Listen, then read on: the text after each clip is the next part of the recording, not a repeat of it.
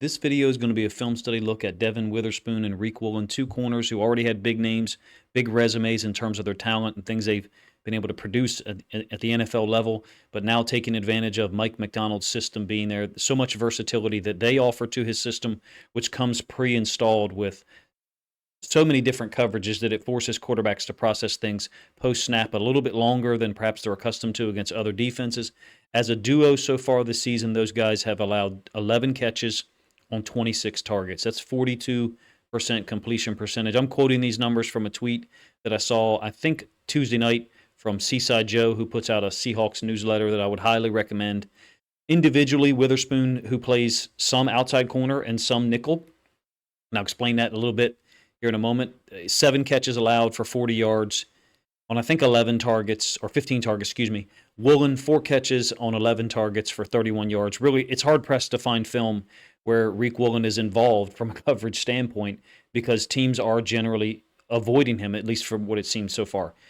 The Seahawks defense overall, second in yards allowed per game, behind only the Steelers, who are also 3-0. Seattle, number one pass defense by far, 132 yards allowed per game, only 1 passing touchdown, 2 interceptions.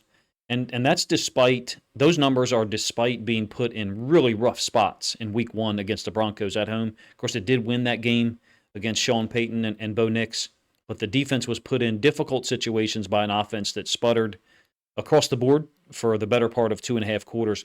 Nonetheless, now after 3 games, granted it's facing Bo Nix, Jacoby Brissett, and Skylar Thompson, so people are going to say what they will about it, but the Seahawks defense has allowed 14.3 points per game. You may not know this if you're a Seahawks fan and you're listening, but the same thing was said about Mike Macdonald's defense last year in Baltimore. After week 6, after week 9, after week 13, leading up to those wins late in the season against the 49ers and the Dolphins, there was a lot of feedback and discussion by people, even those on television, saying the Ravens have faced a lot of backup quarterbacks, and when they have faced starters, Deshaun Watson and others, they struggled. They weren't able to get a win. I didn't believe it then, and I don't believe that applies to Seattle's defense now. Of course, it is going to be a big test week 4 on the road against the Lions, kind of a rematch of sorts from the standpoint of Mike Macdonald's defense last year when he was in Baltimore, really shredded and took apart the Lions' offense, forced them into unsettled situations, put Jared Goff into known passing downs, and from there, Mike Macdonald was able to take off and put him in that Mike Macdonald blender that I talk about. As it relates to Woolen and Witherspoon in this video, there's kind of this amoeba element to their cornerback room. So what I mean is, in their base defense, Witherspoon's an outside corner to the left, and Woolen is an outside corner to the right, generally. There are times where in their base defense they'll switch sides. But when they go nickel and Trey Brown's on the field, Witherspoon is the nickel, the slot corner. And then you get this dynamic where Woolen could be anywhere, and Witherspoon is generally to the field. That's where the nickel lines up in most situations. Woolen could be to the boundary. He could be lined up against the best wide receiver. He could still remain on the right side, which has been his position so far in his NFL career. It really provides another level of unpredictability to this defense that, like I said, already comes pre-installed from the standpoint of Mike Macdonald being versatile, forcing his players to be versatile and multiple with coverages, blitzes, and stunts. I think it gives quarterbacks damn near too much to think about pre-snap. So let's get to the film. It's going to be separated to illustrate a couple of things. Witherspoon's versatility, which, if you're a Seahawks fan, is obvious. And then also Woolen's lack of targets for real. But on this play, this is week 2 against the Patriots, their road win. We're in the first quarter. It's a 2nd and 9. You have Witherspoon and Woolen on the same side, Trey Brown to the backside against the tight end. So this is what I'm talking about. It's 11 personnel, and actually, it might be 12 personnel. I'm sure. I think that point man receiver up there is a tight end. Rayshon Jenkins is lined up here to the top side on a tight end. Witherspoon on the outside receiver. Looks like Woolen will be matched up with the inside guy. So perhaps 12 personnel. But in any case, Witherspoon is at outside corner. Woolen is technically to the inside, but that's just from a matchup standpoint. The Seahawks in this particular play, have called man, and they're matching up with their assignment. In this case, it happens to be a pick or a shield for the running back to get out into the flats. Again, it's a 2nd and 9, ends up being a 7-yard gain. What would you do if you were a quarterback and Woolen and Witherspoon and Rayshawn Jenkins, who's playing really well if you ask me, were all lined up on the same side of the field? You'd probably go in the other direction as well. It's a very connected defense so far. Breakdowns, in my opinion, are rare. I'll show you one that is perhaps a slight breakdown on the ensuing play here in a moment against the Dolphins. So this is against the Dolphins last week. Witherspoon is at outside corner to the top side of the screen. And you're going to get this motion that the Dolphins and everybody else loves. No real work here for Woolen to the downside of the screen against a tight end. So that's great. He's playing boundary side corner. They're in their base defense. So it kind of illustrates what I mentioned a while ago in that when Witherspoon and Woolen are on in their base defense, they're going to be outside corners. Generally, Woolen will be to the right. In this case, he's not. It's a connected defense. So you get 3 routes to the top side. First of all, this should be a penalty up here. If you ask me, guy was clearly, Achane was clearly moving forward on the snap. Waddle's trying to take his route to the outside of Boye Mafe, who jams him and walls him to the outside, number 1. Number 2, because it's tight end nobody over here, Jenkins knows he has no work, so he's able to fold back to the side and help out with any kind of post route or dig that he knows might be coming. And in this case, Tyreek Hill is bringing his route back to the inside. You've got Waddle's route has been expanded outside of the bottom of the numbers, and then Achane running kind of a wheel and then sitting it down near the sideline. It ends up being a sack for Derek Hall, who had 2 sacks on the day. They, the Seahawks defense, seem to be able to adapt their coverages really well so far. How will that work out against the Lions on Monday night? I think it's going to be a great football game. Both teams are dealing with significant injuries. Byron Murphy sounds like it's going to be out for a while. I think the Seahawks just brought back a 42-year-old offensive tackle, or brought him back for a visit because they've had so many issues at right tackle with injuries. So this is another situation that's against the Dolphins last week where I say the defense is connected. That's Witherspoon. He's at nickel here. This is after an interception, by the way. The Seahawks are up 10-0 on this particular play. It's 3rd and goal for the Dolphins offense. Down to the bottom side of the screen, Woolen and Rayshawn Jenkins execute basically a switch. So the tight end is going to work to the out. Woolen's going to match up with that. And then Waddle is going to be covered by Jenkins. And you can see that there was communication going on pre-snap. Waddle perhaps open on a little bit of a fade, but look, I'm not throwing the ball anywhere near a 6'4" corner with the athletic ability that Woolen has in that back left corner. Not saying that it should be thrown there, but the pre-snap communication was obvious. It worked. They were able to cover it. Whether there was separation or not, those guys matched up appropriately. Now here, to the other side, running back release into the flats. This is something I've wondered about with Witherspoon moving around so much, playing some outside corner, playing a lot of nickel defender. Are they ever going to have blown assignments? And in this case, both him and the inside linebacker go with the running back in motion. Briefly, you have an opportunity to get the ball to Tyreek Hill if it's thrown and forcing him to sit down, not bringing him into this safety in the middle of the field, which I think is Julian Love. So to the bottom side, a smooth passing off of the shield or pick concepts, and to the top side, the motion has, I think, caused them to be a little bit outflanked. You want Witherspoon to run with the running back and then the linebacker to match up with Tyreek Hill? Probably not. Linebacker to go ahead and run with the motion. Witherspoon to stay on Tyreek Hill is probably what we would look for them to do in most circumstances. It ends up being an incomplete pass on a 3rd and goal. Seahawks get a stop anyway and still retain a 10-3 lead. So now we're going to talk about Witherspoon at outside corner, with some mention of Woolen to the downside. Again, there's just not many targets for him. This is back in week 1. It's a 3rd and 2. He's like a bat out of hell. Like, his movements are so sudden and abrupt. There's times where he'll look a little off balance because he's trying to navigate. In this particular instance, he's trying to navigate between the running back Williams going into the flat and another route over the top of him that he knows is developing, even if he doesn't see it. It's called a high-low. He's got a route lower than him, the running back, and a route higher than him or behind him. He's trying to stay in between them. Boye Mafe elevates to try to get in the passing lane and disrupt Bo Nix. ends up chasing him. The connectedness of the defense is what I'm trying to illustrate here as well. Dotson now becomes the secondary contained player.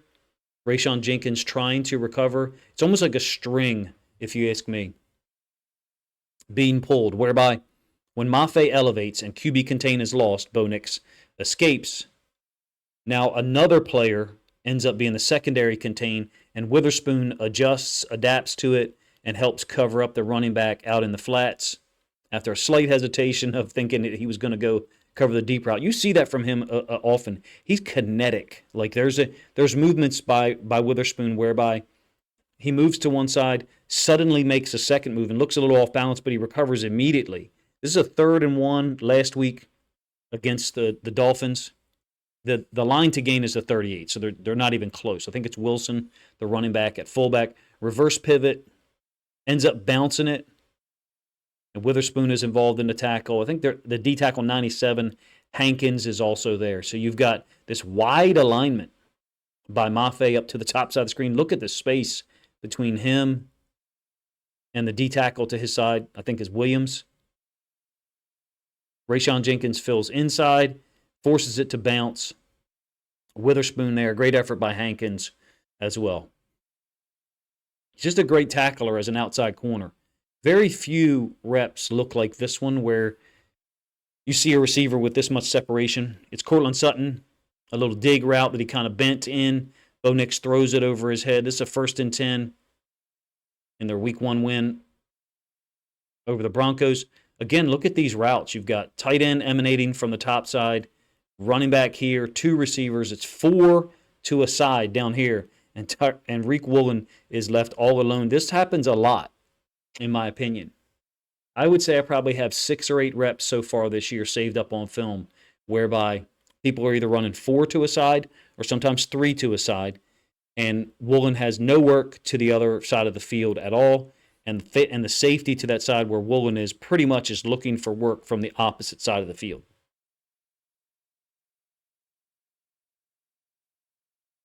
Now we'll take a look at some plays of Witherspoon at nickel defender. This is a 2nd and 14. I think the second quarter against the Patriots. Short completion to the tight end. I think he's a wild tackler, and what I mean by that is he'll sometimes end up on the wrong, what I would call the wrong side from a leverage standpoint, but he'll still make the tackle. You'll see a couple of examples of it here. Me personally, I'm teaching the nickel to tackle the outside portion of the tight end's body here because his help is to the inside. But Witherspoon has done this enough in his year plus in the NFL and still been able to make the tackle. Again, it's a 2nd and 14. He's at nickel defender. They're playing zone, so trying to encourage or allow, I should say, the underneath throw to Jacoby Brissett.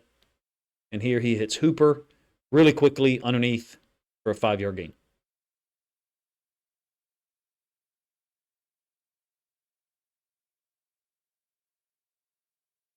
Witherspoon at nickel again, back to Week 1 against the Broncos.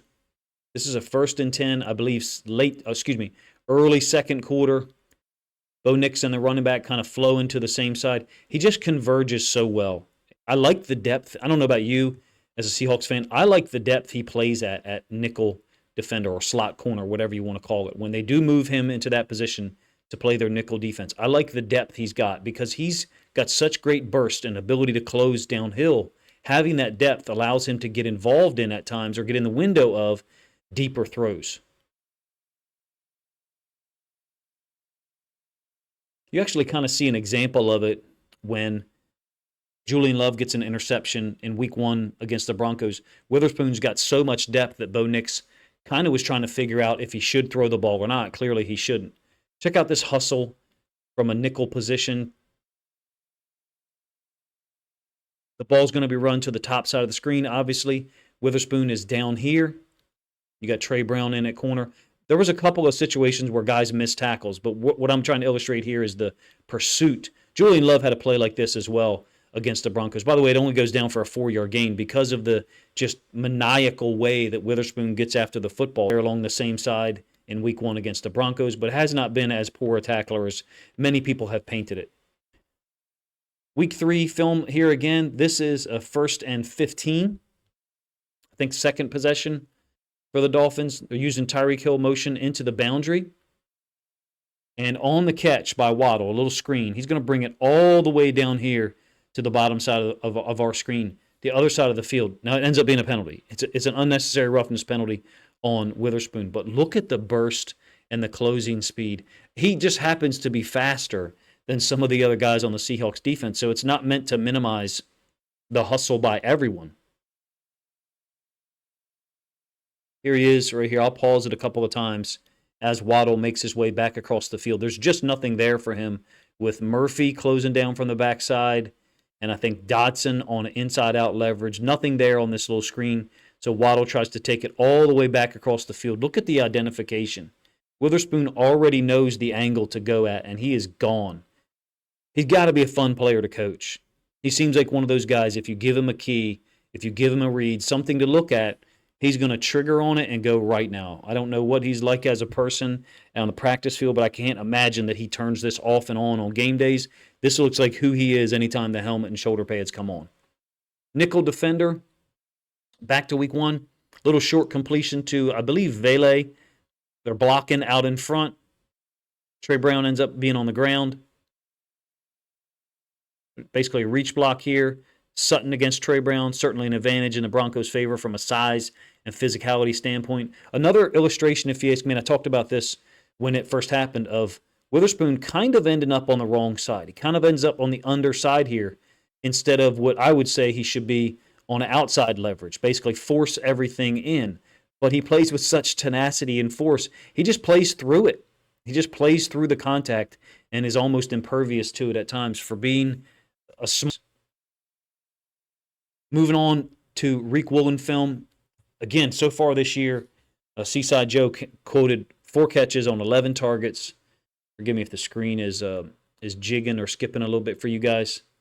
4 catches on 11 targets, I think, for 20 or 31 yards.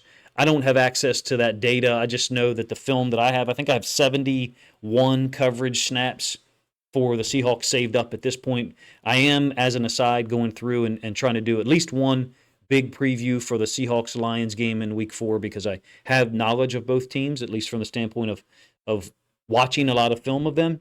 And I think it's going to be a great matchup, number one. Number two, I think that Woolen, it'll be interesting to see where Woolen is deployed because Amon-Ra St. Brown's routes are a different type of routes than some of the other ones that players run who he's assigned to guard on the outside. Tyreek Hill, this is a 3rd and 11. You're already up 17-3. I think it's early second quarter, about 14 minutes left in the second quarter. And you do get Jenkins, I believe, at safety, who's spun down, helping underneath, driving on this route. Could it be a better throw by Skylar Thompson? Sure. I didn't notice times where Tyreek Hill or Jalen Waddle were able to beat Riq Woolen and make themselves available to catch the football. He looks less handsy to me this year, and you'll have to let me know as a Seahawks fan if you agree with that statement at all. He looks less handsy. He looks less reliant on making contact with the receiver. Maybe that's begging the quarterback to throw this football. It's a 2nd and 10 in the 4th quarter against the Broncos. I thought the game was over at this point. Of course, they weren't done, but that's the route you're getting from Sutton, and Woolen is going to undercut it, which is the way he plays. 2 short passes against him. One of them was on that concept. Here's one of them in the 4th quarter. It's tied up at 20. It's Jalen Polk, the talented rookie wide receiver for the Patriots. Kind of a back. Got to give Jacoby Brissett credit for where he puts this football. Polk is not open from the standpoint of creating a ton of separation. He tries to be staccato and kind of change speeds, change gears twice. Doesn't lose Woolen at all. I mean, there's just really no way to make a play on that football and be in the coverage relationship, basically on the top side hip as much as you can be in the event that Polk had taken this route vertical. The little change of direction is just so cool to watch. The little change of speed is so cool to watch because Woolen matches it precisely.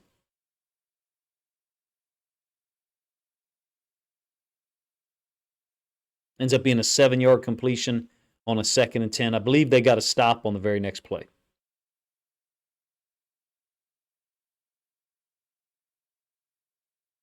overtime, it's going to be one of those routes that emanates from one side of the field, and Woolen chases it across. This is a 2nd and 8. Going to be complete to Osborne for 7 yards. Not only is it very difficult to find routes where he's targeted, it's difficult to find routes where people catch the ball against him. In this case, we had 2 in the same game, very short completions. That's about all you're getting. And if you're a Seahawks fan, I'm sure you've watched every game live, which I do not do, but I have watched the film significantly. I have not seen situations where he's beat deep at all. The guy just looks in control. He looks more in control this year, a little bit more balanced, if you ask me, and kind of tempoing routes more so than relying on his hands to stay connected to a receiver, which I don't really think he needs to do anyway because he's so talented, he's so fast, and has such great ball skills.